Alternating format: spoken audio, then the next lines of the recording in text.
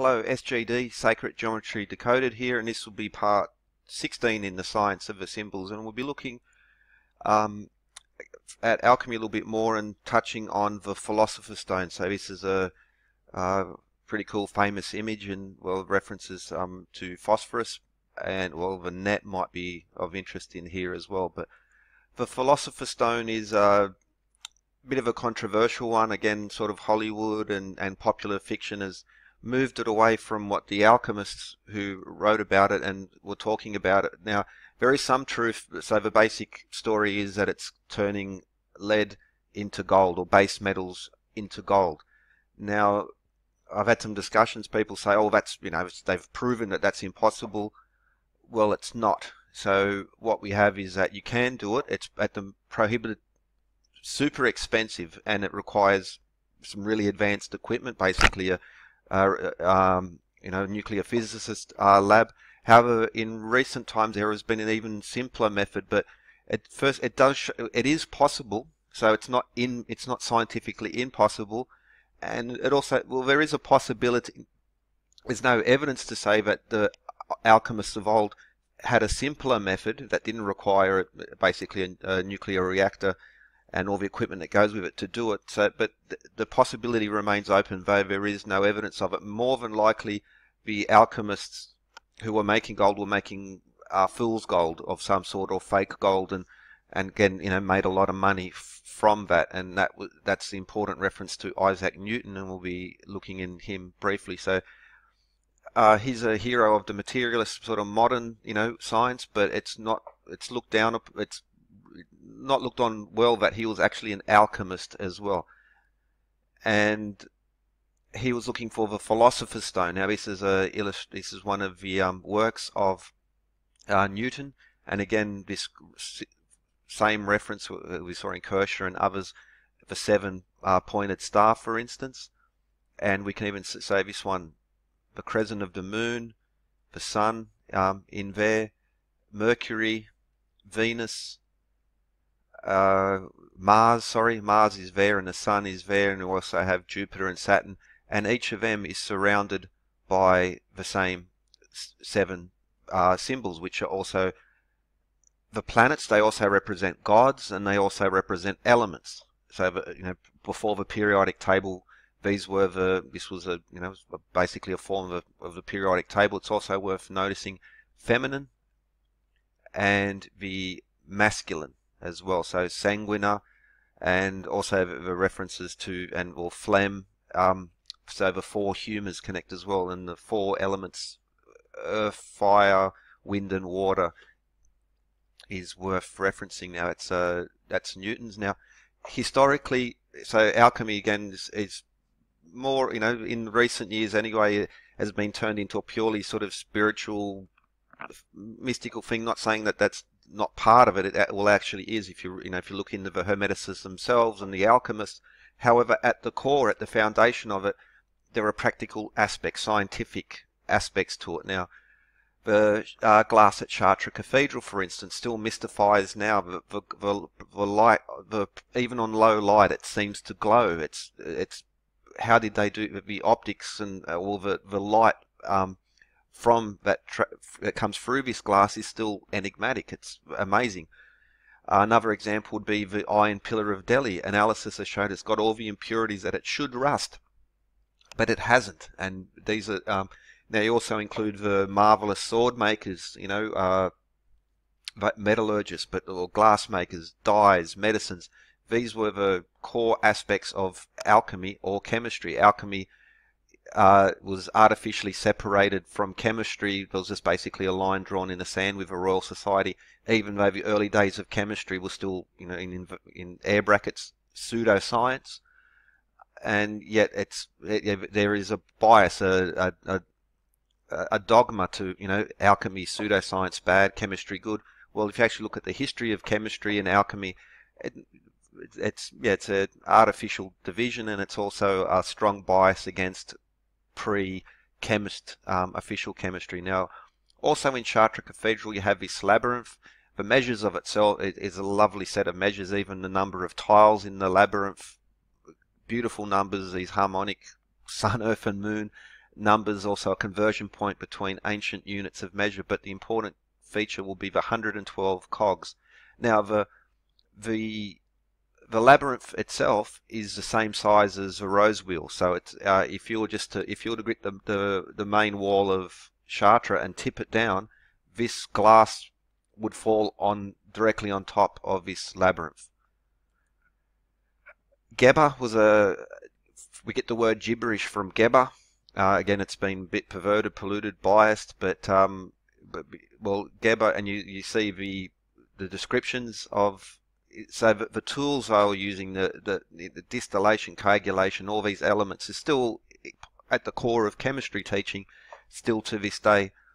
He wrote 112 books, but also this connection to the Emerald Tablet and Hermes Trismegistus as the connections. Hermeticism is another one to these older streams of alchemy. Again, we can just see they were chemists.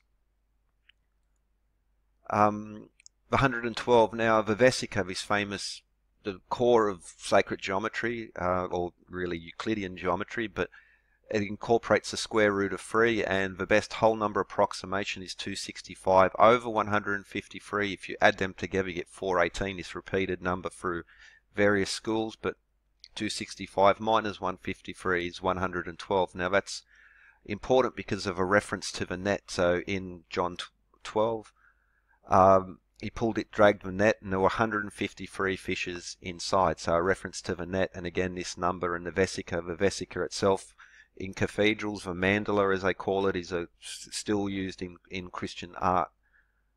Now that's relevant to older, well, for instance, Danae and the baby Perseus were rescued by the Dictys or the net draggers. Another reference to the net, and this is an important reference to Perseus because I'll put some links, but this is a quick example. The story of Perseus, so here we see the northern sky. The story of Perseus is basically, the Clash of the Titans movie, for instance, is a star chart of the northern hemisphere, and also connection to the Greek gods Athena, Zeus, Hermes, and others. And I'll put the link in the description, but these same patterns and imagery can also be found in statues and pediments and all the architecture of cities and all these other things. And so what I'm getting at is that these legends of old actually contain scientific knowledge, important knowledge, and so it's not just a story. There's more depth to it than that. And just like alchemy, it's fiction. Hollywood has sort of turned it into a pure fiction. Well, no, there's actually depth to it. But back to this one, because this is the important point now.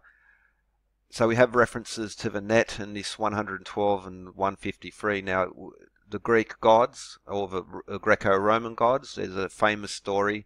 Vulcan, who represents fire, as in volcano, or Hephaestus, the god of metalwork, found Venus, which represents copper, in bed with Mars, which represents iron. He cast a silver net on them and secured them to the ceiling. So he put them in a silver net against the sky. Now this will be an important reference to Newton, because Newton was searching for the Philosopher's Stone, and Newton was famous for also having a very small library. He believed that that the Bible and these other ancient works and references were these stories incorporated alchemical recipes and knowledge.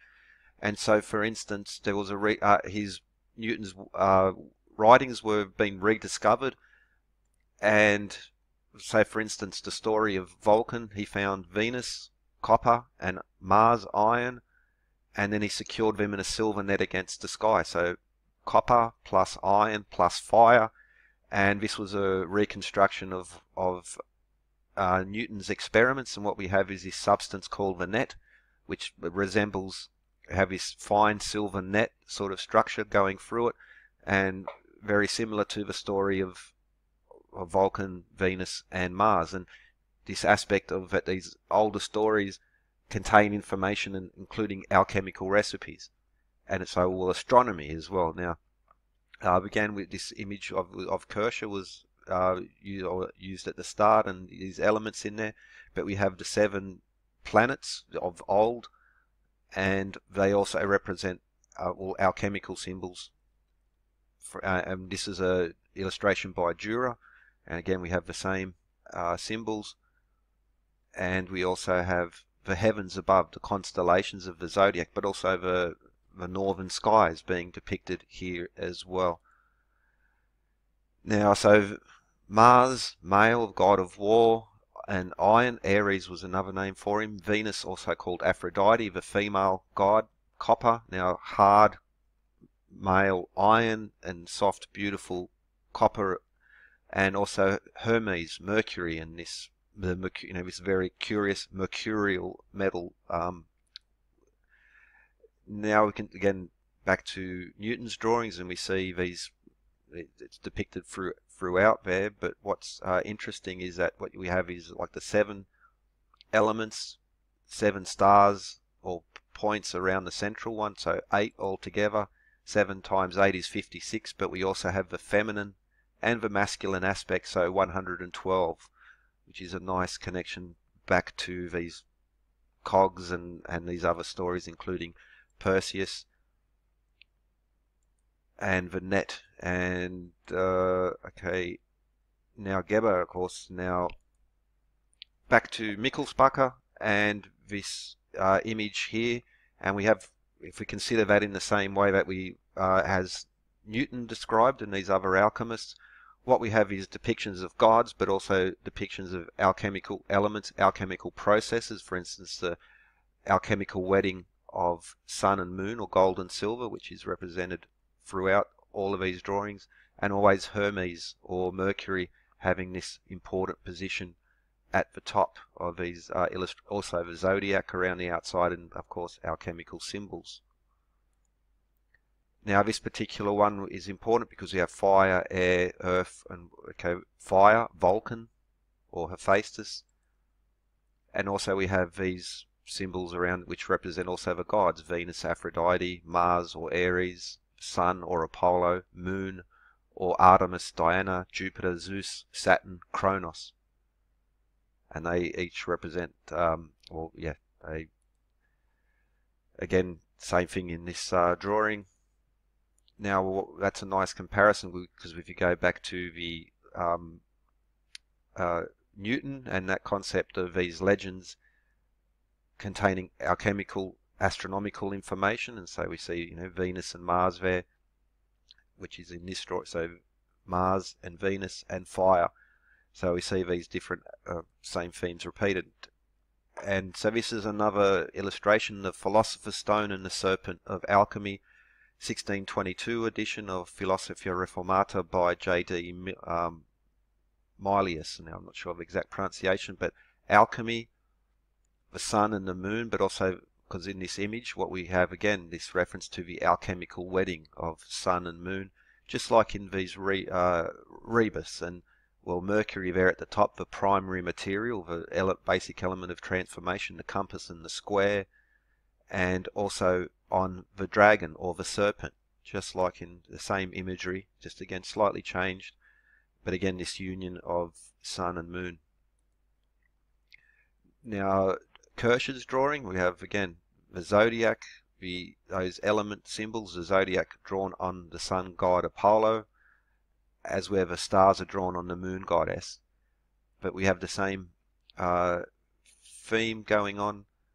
But more than that, okay, Heinrich Kunrath as well. This is his illustration. Rebus once more, the Mercury symbol there. The 4 elements there: Ignis, Aqua, Terra, and Air. And Azoth, the Mercury, the primary material of transformation, but the union of sun and moon once more. But what really connects is, we zoom in on that one just to make it clearer. Now we come back to this one. We have Pavo, the peacock. We also have the peacock represented on this Kircher drawing, and we also have it here. This is a common standard theme amongst these Hermetic symbols. And back to Dürer and the astrologer and the constellations as well. So the constellations as well as the planets. And pause a moment. Okay, so references to astronomy to alchemy, to geometry, and again, so Kircher covered the geometry in his works, but also the astronomy and the connections to alchemy as well. So we see the symbols, not only of the constellations there, even we see the constellations of the zodiac, but also the planets and the sun and moon as well. So Dürer, Kircher and Kunra, for example, and Mikkelspacher we'll get to in a second, but also note once more, I did a video on this, but these symbols, these Hermeticists, in their portraits, for instance, they have these hand signs where they pose with their hands in very unusual positions. They didn't all have arthritis to do this. It's just a constant you see throughout these people. They're dropping little symbols there. But the reference how astronomy and alchemy connect together, especially through the gods, which are all in the elements. So there, again, the northern constellations really were getting depicted there. But the 7 liberal arts, and then we have the Quadrivium, and then we have astronomy. So again, this old depiction of astronomy, well, the constellations around her belt, the sun and the moon, tools of geometry, tools of measurement, the quadrant, the ruler, the compass. It's just repeated all constantly. Now that will connect to Pavo, the peacock, as we saw earlier, where we have this peacock illustration and the constellation Pavo, which again we saw in this Philosopher's Stone imagery. Now if we look, so this is a start, so in the 1500s, Europeans were now, in the age of navigation, they were coming into the southern hemisphere and they were observing constellations they could not see in the northern hemisphere. And including Pavo, and what do we have next to him is Indus, and we see an Indian in the the old-fashioned sense as well. Now that's important because the peacock is essentially an Indian from that part of the world, native, and we see him connected there. Now that's an important reference. So back to the Philosopher's Stone and the Serpent of Alchemy. Well, Hydrus, the constellation, the serpent. And more than that, we also have the peacock, Pavo, and we also have this crane image in Grus. Now, what's also next to it is the constellation Phoenix. So all of these were named, in the 1500s up until the 1800s. So we have 88 official constellations now, and these were added in later. But there's a lot more, and I'll get to those in future episodes. I'm really just, not even touching the sides here. But for instance, we have Triangulum Australe, as it's called, which will be. I'll get to that again in the future. But we have Ara, the altar, and how does that connect? So back to these Greek god symbols and how they connect to the elements. So Saturn or Kronos, and Jupiter or Zeus, as well as Aphrodite, Mars, god of war Ares, Apollo and Diana, Sun and Moon or Artemis, and Mercury. And how they connect, well, how does that join up? Well, for instance, what do we have in this Mikkelspacher illustration? Again, the alchemical wedding of Sun and Moon, but also the Phoenix. And there we have the constellation Phoenix as well, which you will find, for instance, in Astana, which is the newest of New Jerusalem cities, which is just full of all the symbols and the weights and the measures and the perfect numbers in regards to astronomy. Also connects to, metallurgy as well. But we have this, anyway, the Phoenix symbol, which is this standard. And, next to Pavo, what do we have? Ara, the altar. Zeus and the Greek gods swore an oath on Ara in their war against the Titans and led by Kronos. Jupiter and Saturn, Zeus and Kronos. So again, we have where the constellations have been described in a way which tell a story, which also pass on alchemical information in there as well. It's Newton by famous illustrator poet Blake. Now if we go back, so what we'll also see, for instance, Triangulum Australe, it depends on well, there's also a plumb line attached, which is next to the constellation Circinus. I'll pause a moment. Okay, so we see this is a earlier version of the southern hemisphere and the constellations connected to it. Now, what we have is Indus. However, if you go into your modern star charts, so here we have Pavo, and there you can see Indus upside down, but it's, now Indus has become that American Indian typical headdress in there as well. Now we have Ara, the altar, Triangulum Australis. It's the set square, but it's also, in the earlier descriptions, we also have a plumb line attached to it, so it's a level which connects as well. Circinus, the compass, just out of view, but we have Norma, the right angle triangle, the square to create a right angle. Octans, which is just like a quadrant, that's 1/8 of a circle. It's a sextant, in other words, a early sextant. There is an actual constellation called sextans, which has a more modern sextant, but what we have is symbols of navigation, of weights and measure surrounding there as well. Telescopium, and now, so there's Pavo. You get a sense of octans there, which is this repeated for earlier episodes. I talked about the quadrant, which is in Kircher and Gunther, and how important that is. Okay, for instance, this is Triangulum Australe. What do we have?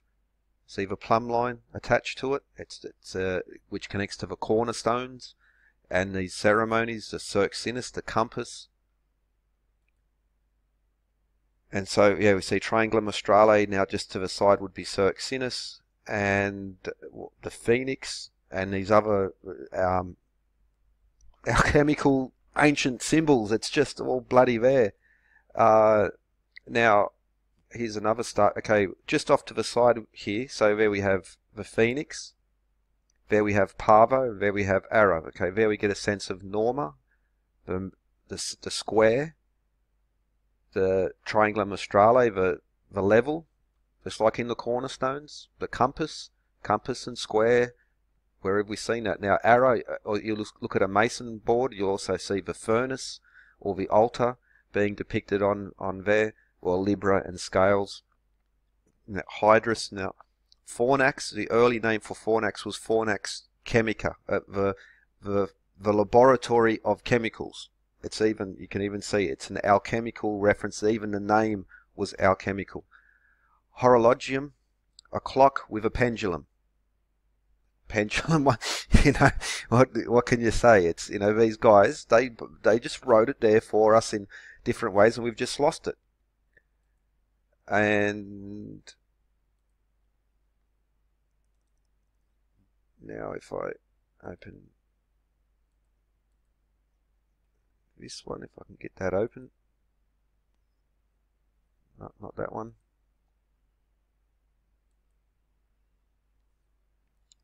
Okay, that's the one we already saw.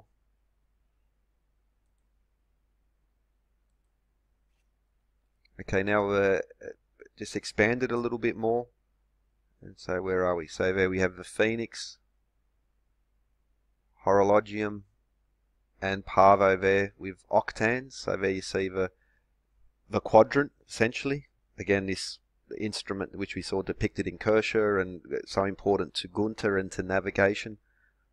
Norm of a square, but what I want to get is, well, there we see get a hint, the constellation sextans, so the more modern sextant, but also Pyxis, the compass, which is next to Argo, the ship. So navigation, Columba, again, the Columbian symbolism and how important that is, or the Phoenix. And so where we can see these are in the southern hemisphere. I walk out my front door and I can see Crux, or the southern, the South Pole we're looking at, which is, Reticulum, which is another one. So this is a astronomical instrument as well.